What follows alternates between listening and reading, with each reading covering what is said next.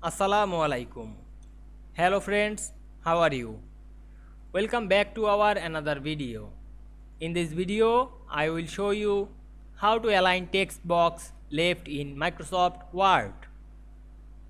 Let's get started. At first we have to open a Word document. Then we want to align text box left in this document. Firstly, we insert a text box. Go to the insert menu, then click text box option, and we can see here many text box, and we insert a text box. Now I insert the load sidebar 1. Then resize the text box some small. Then move this text box and click the text box and go to the format menu. Then find and select the align option and choose align left. Now we can see here we align this text box left very easily.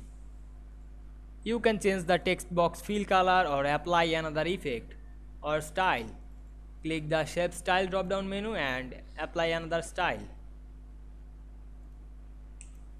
I hope you enjoyed the video. Please like, comment, share and subscribe my YouTube channel. Thanks for watching.